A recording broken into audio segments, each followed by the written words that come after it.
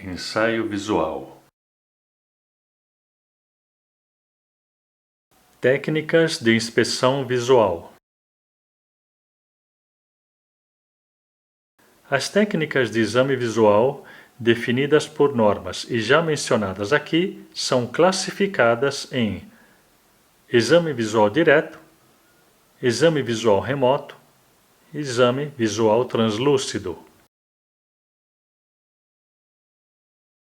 O exame visual direto pode ser realizado de forma usual quando o acesso visual ao material em exame é suficiente para que a vista se localize a uma distância que, de acordo com alguns códigos e normas, não deve ser maior do que 600 mm com relação a um ponto da superfície a ser examinada, dispondo de um ângulo não inferior a 30 graus em relação à mesma superfície. Podem ser usados espelhos para melhorar o ângulo visual, bem como outros dispositivos auxiliares, tais como lentes de aumento. Vale ressaltar que o uso de espelhos ou lentes de aumento no ensaio visual direto tem a finalidade de melhorar a resolução, de modo a se obter o detalhe em determinado ponto da superfície examinada, dentro dos limites de acesso visual direto, ou seja, distância máxima de 600 mm em ângulo mínimo de 30 graus. A mínima intensidade de luz, seja natural ou artificial branca, na superfície ou lado em exame, deve também, de acordo com algumas normas nacionais e internacionais, ser de 1000 lux. A fonte de luz, a técnica usada e a verificação da intensidade de luz requerida no momento do exame visual são informações que devem ser documentadas e mantidas em arquivo. Relembrando ao que já foi dito no tópico Técnicas de iluminação, a fonte de luz artificial, durante a inspeção visual, deve ser movimentada sobre a superfície, variando entre 5 e 45 graus, para que todos os detalhes e principalmente as descontinuidades sejam detectadas, tomando o devido cuidado para evitar o ofuscamento e a perda de sensibilidade no ensaio. Quando os componentes a serem examinados se apresentam inacessíveis, ou seja, além dos limites previstos no ensaio visual direto, poderemos utilizar a técnica do ensaio visual remoto. O ensaio remoto pode utilizar-se de elementos auxiliares tais como espelhos, boroscópios, câmaras, fibras ópticas ou outros instrumentos adequados. Esses sistemas devem ter a capacidade de resolução que seja equivalente, no mínimo, àquela obtida pelo exame visual direto. O exame visual translúcido é uma suplementação do exame visual direto. É aplicado em materiais onde a luz pode atravessá-lo, mesmo sofrendo a refração. Esse método utiliza o auxílio da iluminação artificial, que pode incluir uma fonte de luz direcional, cuja intensidade seja suficiente para iluminar e dispersar a luz suavemente pela área ou região em exame. O ambiente deve ter intensidade inferior à iluminação aplicada sobre a área de interesse, de modo a evitar brilhos ou reflexos da superfície em exame. A fonte de luz deve ter intensidade suficiente para possibilitar a detecção de qualquer variação de espessuras em laminados translúcidos, como, por exemplo, o vidro.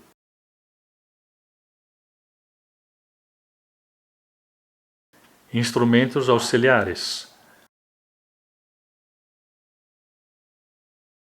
Dentre os instrumentos auxiliares mais simples comuns na inspeção visual, podemos citar a lupa, os espelhos, boroscópios e fibroscópios.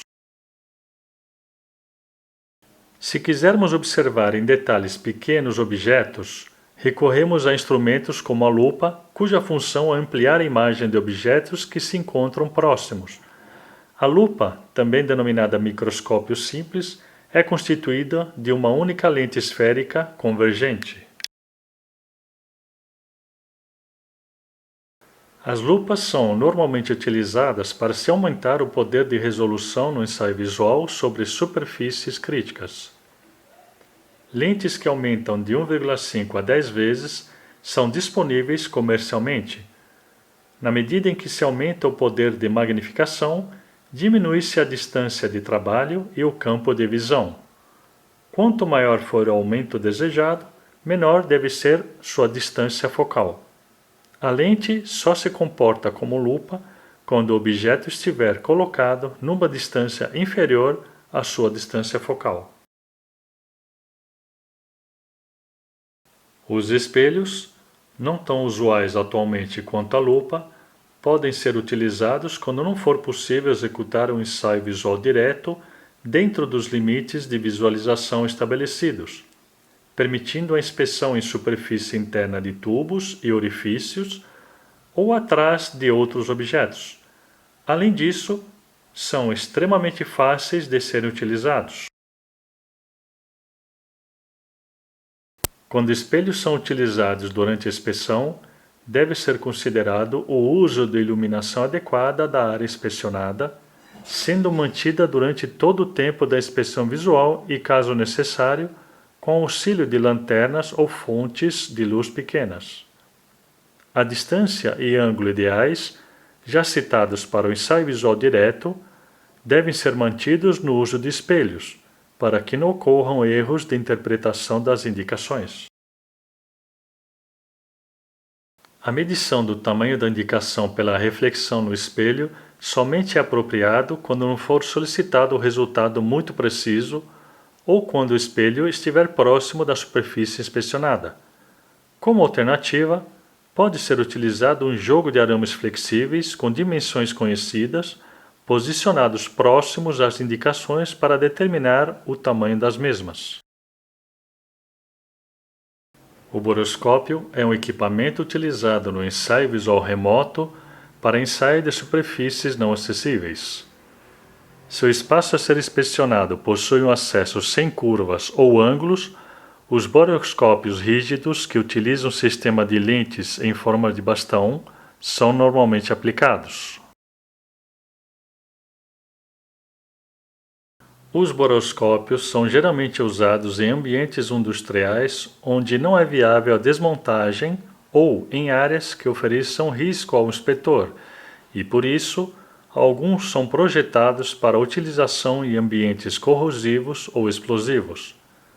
A versão mais simples de um boroscópio é o de haste rígida e consiste numa sonda delgada dotada de uma ocular numa das extremidades e na outra de uma objetiva e um prisma. Para iluminar a cavidade a observar, é montado um segundo sistema óptico no interior da haste para conduzir luz intensa ao campo observado.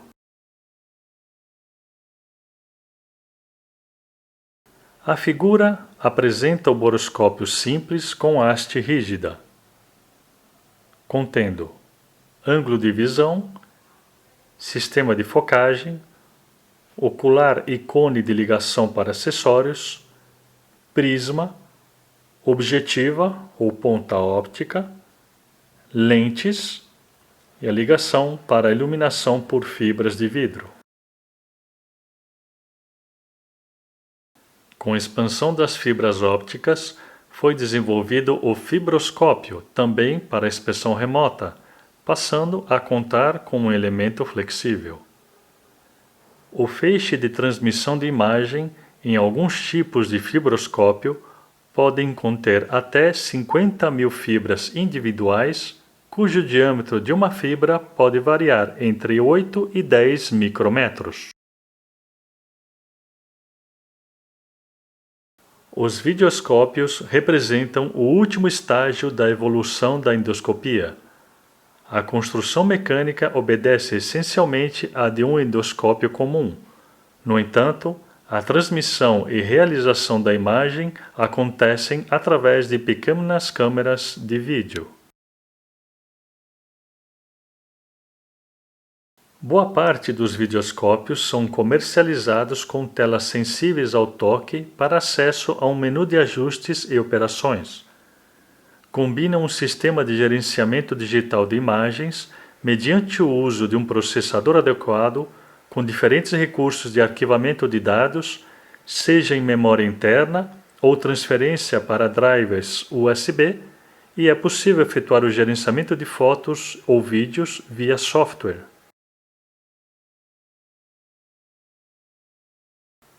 As sondas normalmente apresentam 10 metros de comprimento e diâmetros variando normalmente entre 4 e 6 milímetros. A posição e configuração do orifício de acesso determinam a direção da visão e o campo de observação para um boroscópio ou videoscópio. Com pontas ópticas intercambiáveis, é possível estabelecer os campos de observação e as direções visuais mais adequadas, seja frontal ou lateral.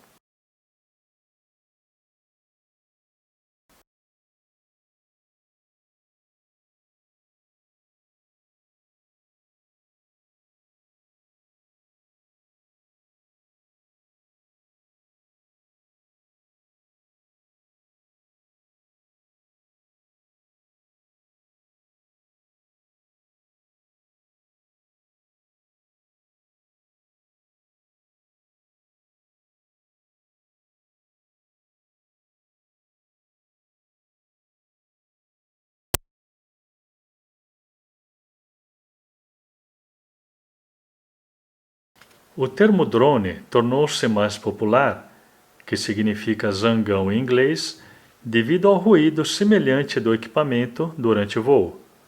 Porém, a sigla RPAS é tida como termo técnico e padronizado internacionalmente pela Organização da Aviação Civil Internacional para referenciar-se aos sistemas de aeronaves remotamente pilotadas com fins não recreativos.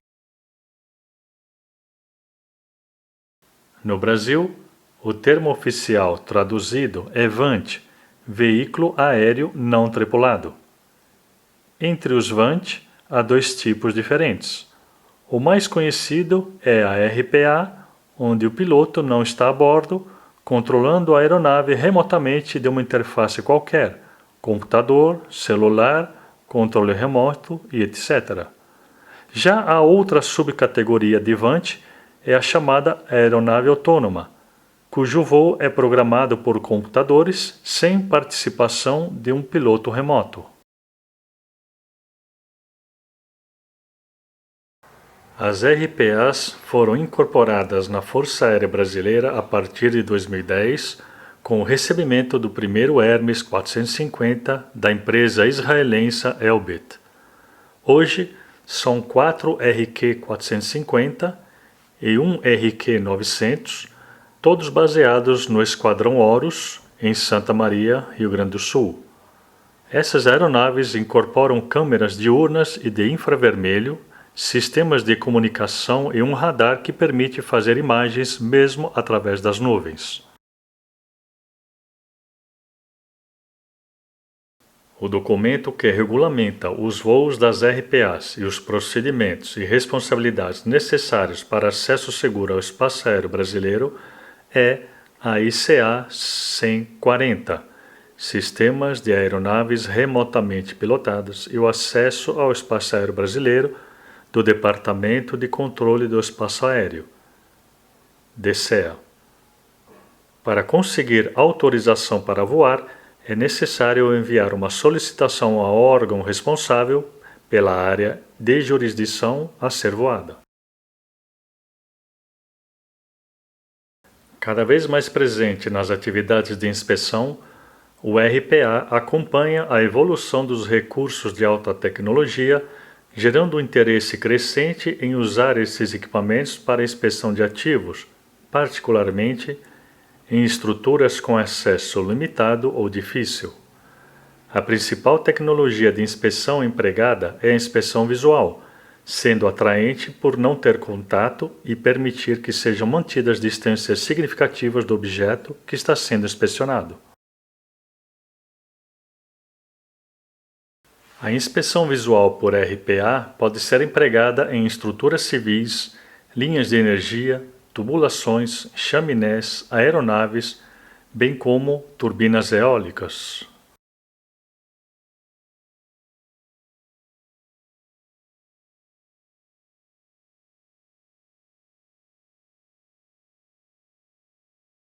A correlação de imagem digital é uma técnica de medição sem contato e não interferométrica que usa câmeras digitais de alta resolução para medir com precisão a deformação da superfície em 2 ou 3 dimensões.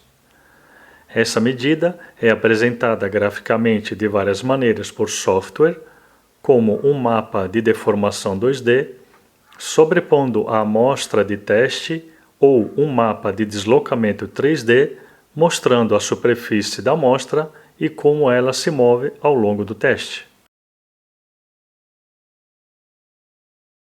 Essa técnica pode medir o contorno, a deformação, a vibração e a tensão em uma variedade de materiais diferentes e pode ser aplicada a diversos tamanhos de amostra.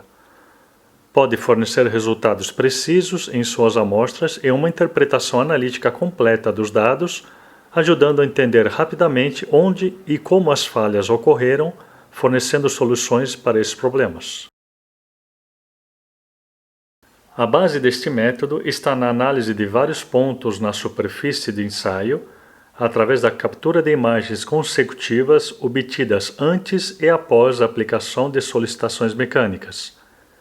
Através de um algoritmo de correlação, é feita a correspondência de deslocamento e deformação desses pontos entre 2 imagens consecutivas. Um contraste elevado e uma heterogeneidade da peça que será fotografada é de suma importância quando se trata de correlação. Algumas técnicas são utilizadas para facilitar a captura das imagens, como destaque da região por iluminação, pintura e etc. Todo este cuidado se torna necessário, pois a DIC utiliza como ferramenta a diferença entre as escalas de cinza de uma determinada região. Obtidas as imagens, seleciona-se um pequeno campo de pixels na primeira imagem, chamado subset, e o software captura por este campo nas imagens seguintes, identificando e registrando o deslocamento sofrido. Vale ressaltar que a escolha de um campo de pixels ocorre e não de apenas um pixel, pois é praticamente impossível rastrear apenas a unidade por ser muito pequena. Então, adota-se uma área de pixels. Cada área tem uma intensidade de luz própria, possuindo uma escala de cinza única. Ao encontrar o subset selecionado, o software realiza os cálculos necessários e fornece o seu deslocamento em 2D, relacionando as 2 imagens. Dentre as vantagens desta técnica, podemos citar a não necessidade de contato, medidas de deformação de 0,01 a 100%, as imagens podem revelar mecanismos de deformação e falhas existentes na peça, o ensaio é rapidamente realizado, baixo custo comparado a outras técnicas ópticas de medição, como a interferometria, e permite a medição em 2D e 3D. O tamanho da peça analisada pode variar de escala microscópica a grandes estruturas. Quanto às limitações, é possível dizer que depende da qualidade de um bom sistema de captação e de processamento de imagens, e não é recomendado para medição de pequenas deformações não homogêneas. Já foram desenvolvidas técnicas para aplicação da DIC na inspeção e monitoramento da integridade estrutural em materiais compósitos, pás de turbinas eólicas e componentes de aeronaves. Na inspeção e monitoramento da integridade estrutural dos compósitos já em operação, é possível comparar as medidas atuais da geometria da superfície, deslocamento e deformação às medidas de linha de base feitas dias, meses ou mesmo anos anteriores.